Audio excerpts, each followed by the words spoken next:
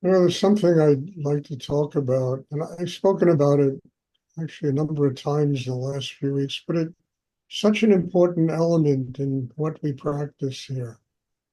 And I said that, to my understanding, however profound that goes, uh, energy of God, energy, spirit, is not a polarized energy. It's an energy that's very pure, and an energy that gives life. And it manifests on the earth according to the inner development of each and every human being.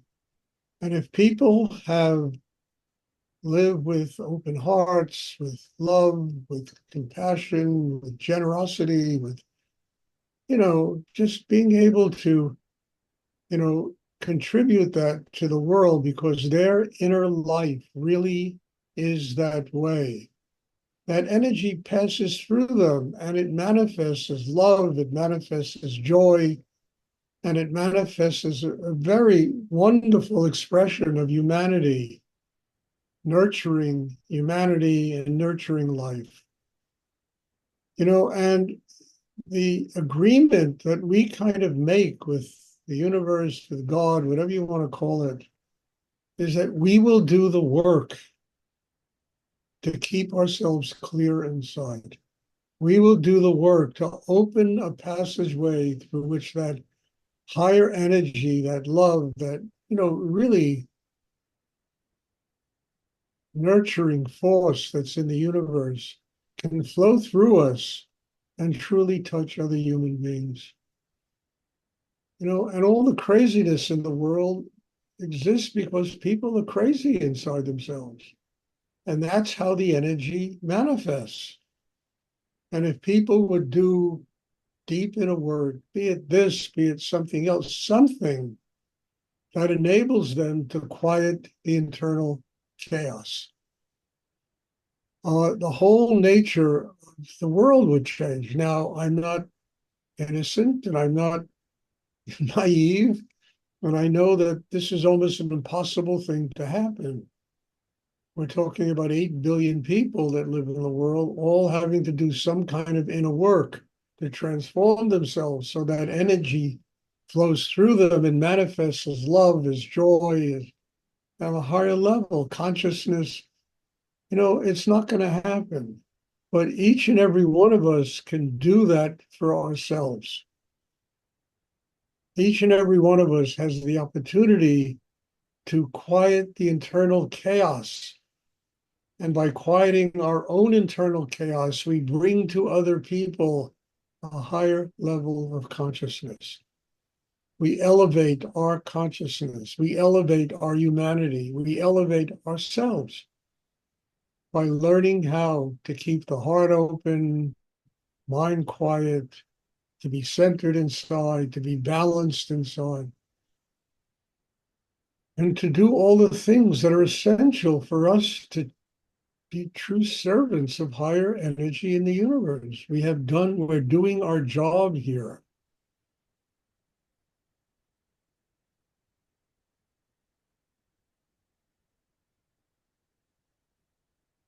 And I think that is something that every human being has to truly come to terms with. It's like a covenant. I always kid around, I don't like to get biblical, but it's like a covenant that we make when we're born with the universe. Do we follow through? Do we do it? Do we, learn how to quiet the internal? No, most people don't do it. So everything that manifests in the life flows through ego, it flows through tension, it flows through the mind, it flows through all of those elements in a human being that truly create chaos.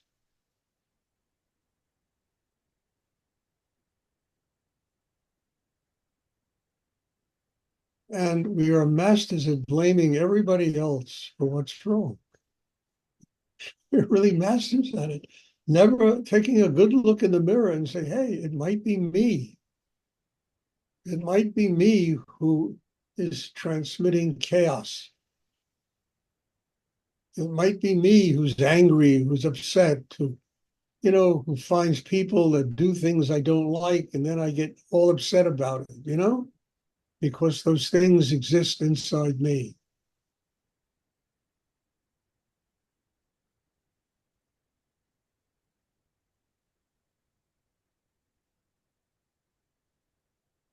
And as I say, none of us are going to change this world. There are too many people and there's too much craziness in the world. And the people that run the world basically have absolutely no idea what they're doing.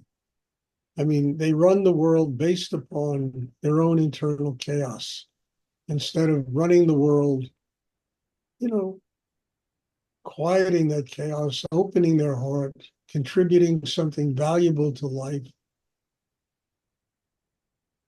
because they don't know how else to function except through the ego and the mind and what they think is right and their power over other people. But each and every one of us can do this and then hopefully touch, I'm not saying 8 billion people, but other people.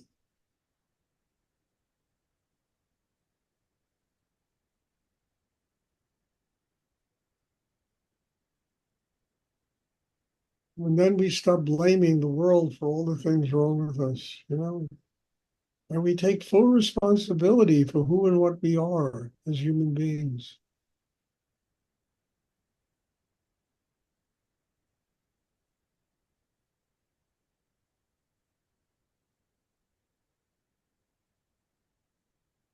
Does anyone have a question they would like?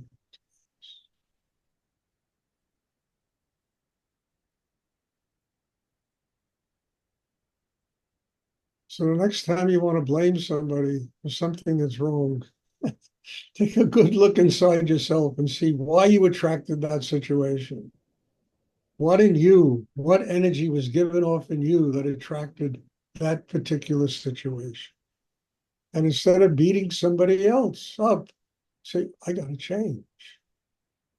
I have to truly change.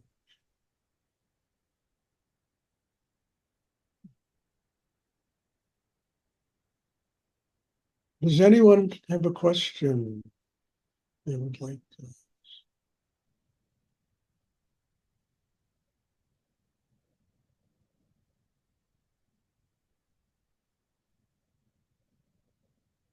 Oh, somebody's got to have a question.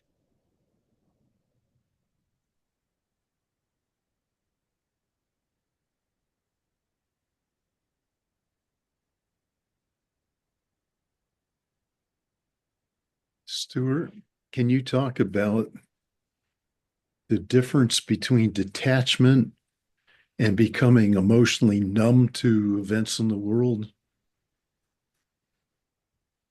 The only way you're going to get emotionally numb is you create so much emotion inside yourself that it just numbs you. That's what makes people emotionally numb. Detachment gives you the ability to open your heart, to really see what is going on in the world, to be able to see what's real, what's an illusion, how to make choices in life, how not to allow the tension in your head and your emotions to interfere with conscious choices. But if you're emotional, you understand, it fills up your whole system inside and it numbs you. It really numbs you. You can't function consciously and clearly when you're full of all. And what is the highest emotion? Love. So our purpose is to take all of that garbage that runs around inside us, transform it into love. Takes us to a much, and it de-numbs us. Because by learning how to keep the heart open, we really learn how to have compassion for other people, how to touch the highest levels of what it means to be a human being. Instead of being caught up in that swamp of emotions that just drowns everybody and creates a lot of problems. I mean, people get killed, because other people are emotional.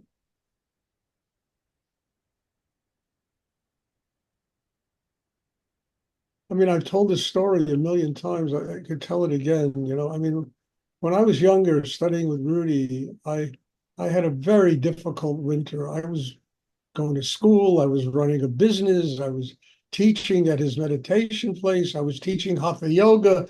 I mean, I had like an 18-hour day. Then I had to study because I had to pass my exams at school. And I said to him, Rudy, I said, you think it might be possible for me to go up to Big Indian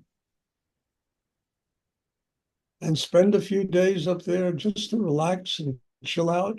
He said, Stuart, that's what it's for. So I said, okay.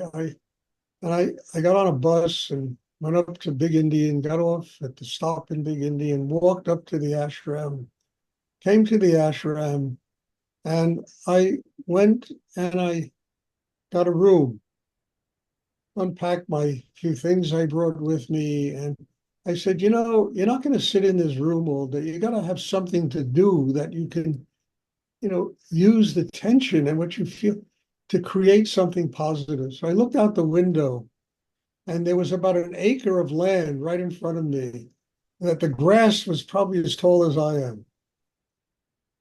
And I said, that could be cut.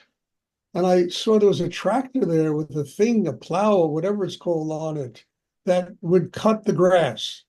So I went down, I got on the tractor, I turned it on, I started driving and cutting the grass. I was having a jolly good time. All my attention was going into cut grass. And suddenly the guy who was the manager of the ashram comes running across the ashram, screaming at me. And I knew him. He was a friend of mine, for God's sake. And he's screaming at me. And I had already in 10 minutes done 48 things wrong. And I was going to hear it from the boss. So I stopped the tractor. I got off the tractor and I got down and I'm standing there and he's screaming at me. We're nose to nose, literally. You did this and you did that, you did the other.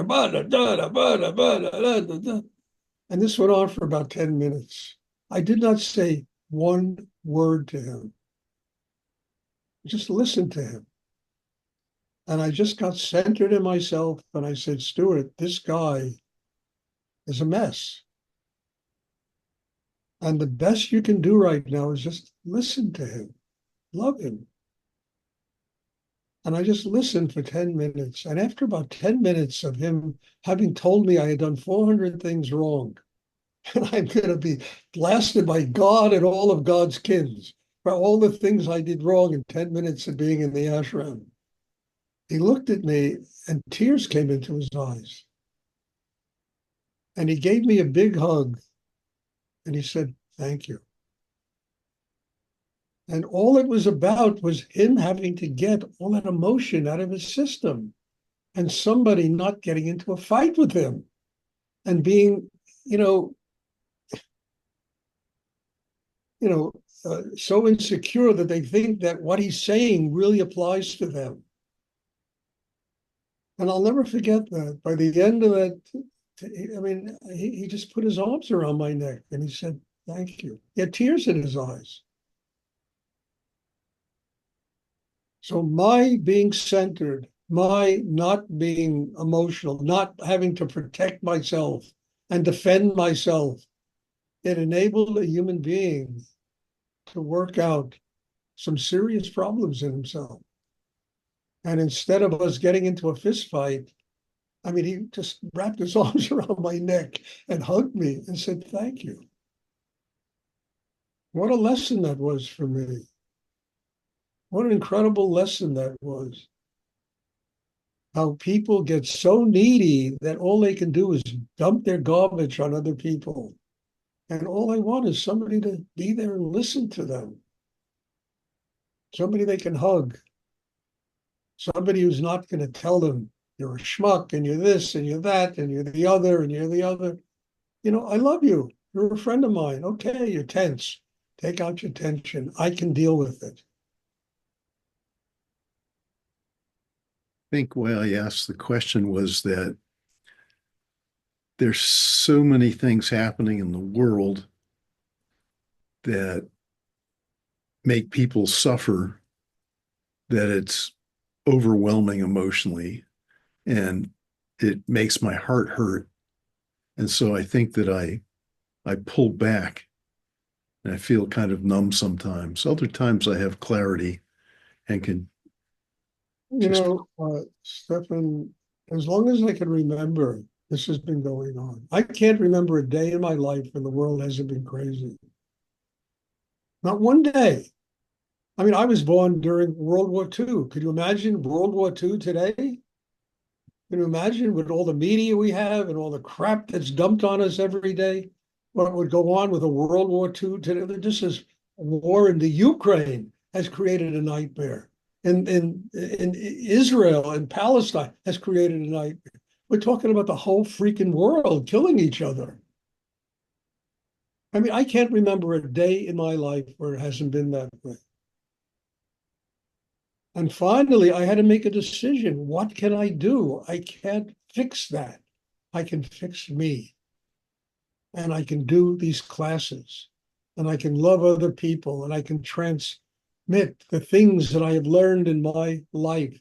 And hopefully people can do it for people in their lives.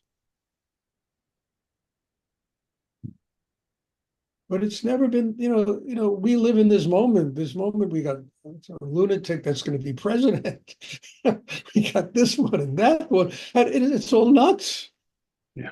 Yeah. What are we going to do? You know, what do we have to learn how to get strong enough not to allow it to congest us emotionally and to be able to love the people we can love and to transmit the highest levels of our humanity to people that are in our lives.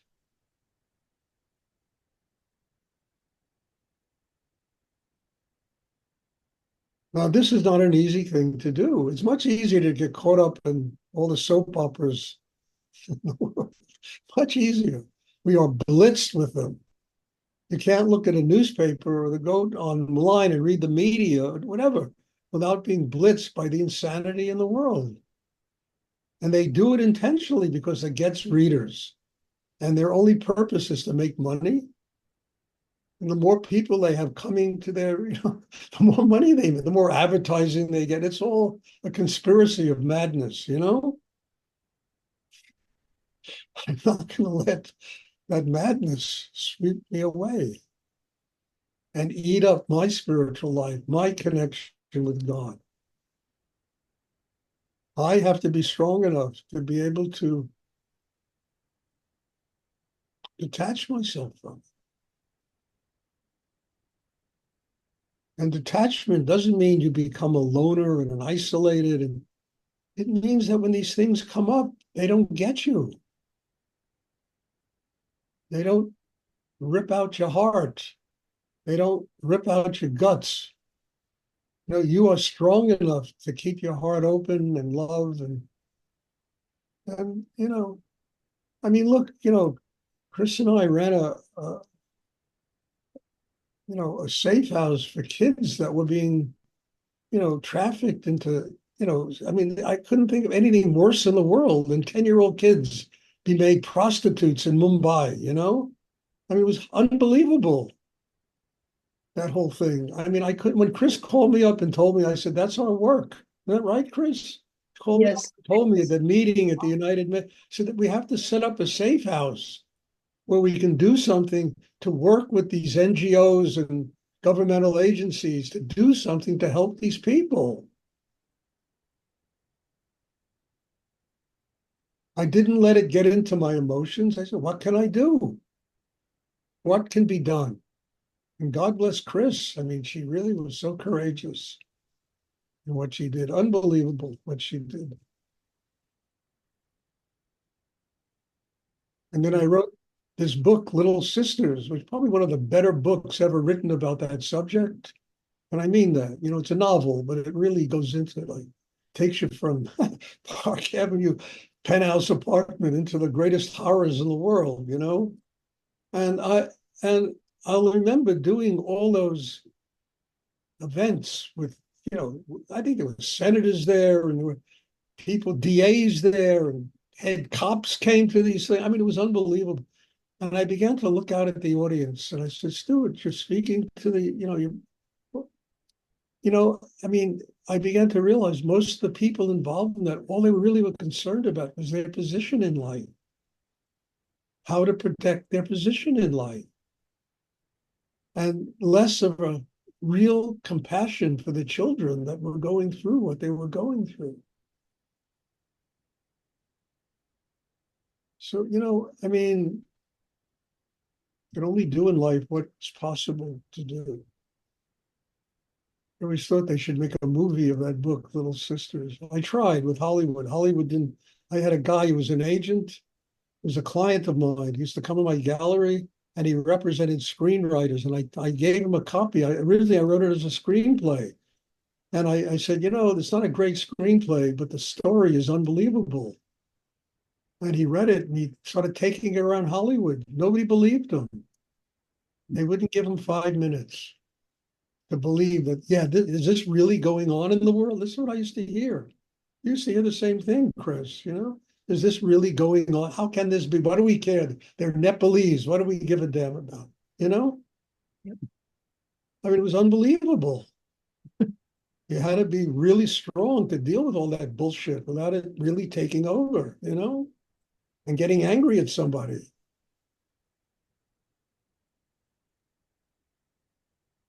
Thank you. That was very clear. You're welcome.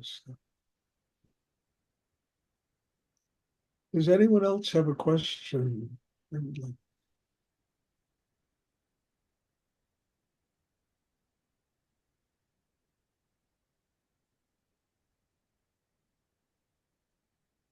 I remember another story when I was living in Denton, Texas. I'll never forget this. I had a reporter come up from the Fort Worth Star Telegram, major newspaper in Fort Worth, Texas, whatever that amounts to. I'll never forget this. And he said, I'd like to do an interview with you and, and about what you're doing up there, this thing, the ashram and the people. Came up and he spent the day and he wrote this fantastic article about how people work so hard and they giving life to people and doing jobs, working in prisons and hospitals and schools. And I mean, it was really a beautiful article the guy wrote, And I had a couple of students of mine that got upset at me and they went to the Fort Worth Star Telegram and they claimed that I was running a slave labor camp in Denton, Texas. I mean, this is really true. And about a week later, an article headlines in the slave labor camp in Denton. I mean, one of my students came in, she was hysterical. She said, look at Stuart. I looked at them and I said, my response to it was, if I was that way about a year ago, I said, I really must have changed a lot. And she just started to laugh. She said, only you could respond to this that way. That was my response. I said, if I was that way then, I really must have changed a lot. I've become a different person. Wow, man, that means this situation must really work if it can change somebody so much. But I wasn't that way. My purpose was giving life and people worked together and, these people became, pardon me, right-wing Christians and they got all upset at me and I became it was a lunatic thing. And I just, Yeah. Oh, Lord. huh? Wow. Yeah, I'm telling you, I tell you stories about Texas. I tell you stories. I had another one. I'm in the story mood. I had another one where I'll never forget. I got a phone call from a woman who's a friend of mine who used to go to the Baptist church, who went to the Baptist church. And she said, Stuart, I don't understand something. I love you and the people at the ashram. You work so hard. You have created such an amazing situation in this town. She said, I can't understand why the head of the Baptist church got up and told them the devil lives in the ashram. It's a true story. And I said, what? She said, the devil, what is it? What? You people are such nice people. How could he have said that? He's my preacher. He's my pastor. How can? I said, oh my God. I began to have visions of the Ku Klux Klan coming and burning crosses on the lawn. I really did. I couldn't sleep at night. So I'm sitting there, and I had this antique gallery, and Rudy always told me the answer to any situation is right in front of your nose. So I looked in front of my nose, and across the street, there was a flower shop. So I went across the street to the flower shop, and I bought about $100 bouquet of flowers. And that today is like probably $500. Back in 1974 or five, about $500 bouquet of flowers. And I sent it to the head of the Baptist church with a letter telling him about all the things that we do in the community, the work we've done in prisons and hospitals and universities. And it's true, all of it was true. How we've gotten so many young people off of drugs. And I said, and if you really want to find out what goes on here, you have a standing invitation to come to dinner at our house anytime you would like to come. And I sent this to the head of the Baptist church. I had a month. It was one of the most horrible months I ever spent in my life. And I never told anybody in the ashram about this. I mean, I didn't want people to freak out, you know? And a month later, I get a letter from the head of the Baptist church in the Denton, Texas, apologizing to me, telling me he didn't know what he was talking about. He did some investigating, and he discovered what wonderful work we do in Texas in helping people in the community. And I will never, ever say a bad word about you people again. Now, I could have freaked out. I could have gotten angry. I could have started buying guns. I could have done a lot of crazy stuff when I got that letter. And I just said, no, Stuart, God will take care of this. And a month later, the whole thing. Then I started getting invited to all the churches in Denton on Sundays to give talks to people about the Mormons started bringing people to the ashram to see what we do there. I mean, it was really unbelievable, unbelievable, you know. But it from keeping like by not getting angry, by not getting frightened, by not allowing it to take over, staying calm inside. The energy of God came and took care of the situation. It was Gandhi politics, politics of love. Yeah.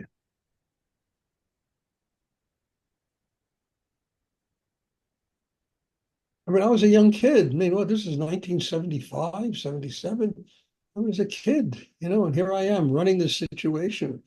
I'm telling me the devil lives there.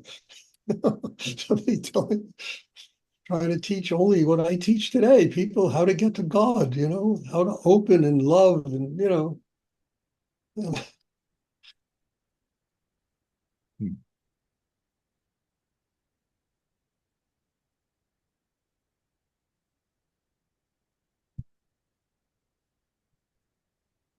So I think, what goes on and all the insanity in the world, don't let it get inside you. You're here to build a system that you can stay centered and balanced, and you can deal with or not deal with all these things that go on in them, you know, and just deal with yourself, opening, having love, bringing it to your family and your friends and people that work for you in your business, your jobs, or, and creating an environment that really is of a higher nature, that is something worthy of a servant of God.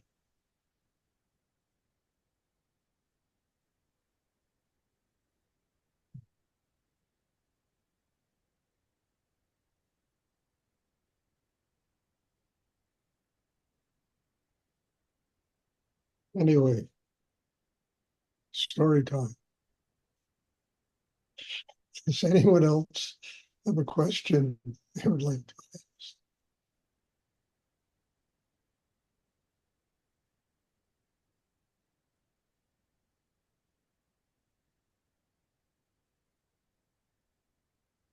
And my job is to just bring that highest part of Stuart here. That's my job.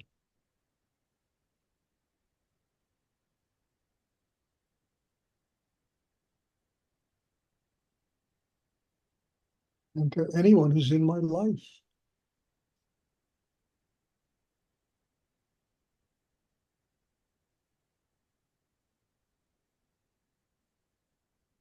It also gives me the ability to say yes and no about the kinds of people I want in my life. You know, I mean, do I want to hang out with Donald Trump? No, I don't think so. Or any of those crazies that surround him, and I mean, that whole thing is just, it could get you angry, blaming the governor of California for that fire that's going on. I mean, it's insane, using it for politics. They're just so stupid. How stupid can these people be?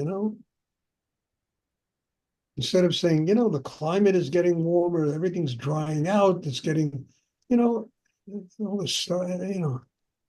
Let me help them.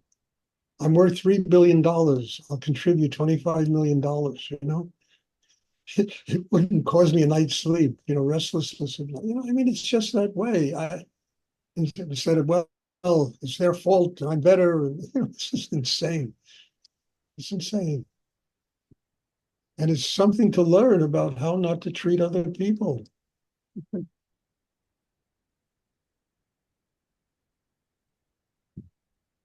Life is hard enough without us coming down on each other, hurting each other.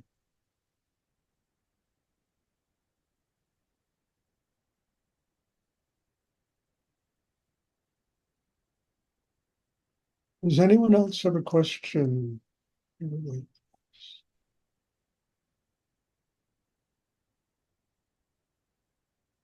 Okay, there'll be meditation on Wednesday.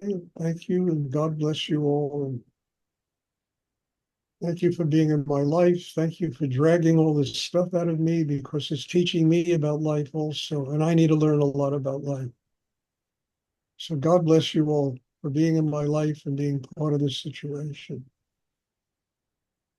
Just one other thing. I announced the other day that I'd really be open to new students coming. If you know people and they're really ready to have a spirit, not people that want to try it out. They want to try me. When people say, I want to try you out, I really don't appreciate that. But people that truly want to learn and want to learn something really profound and change and inside and grow spiritually, I'm really open to get people like that in these classes. So if you know people, okay, God bless you all. Thank you. Thank you, Stuart. Thank you. Thank you, Perrin. Stuart. Good night. There'll be class on Wednesday too. Right. Bye-bye.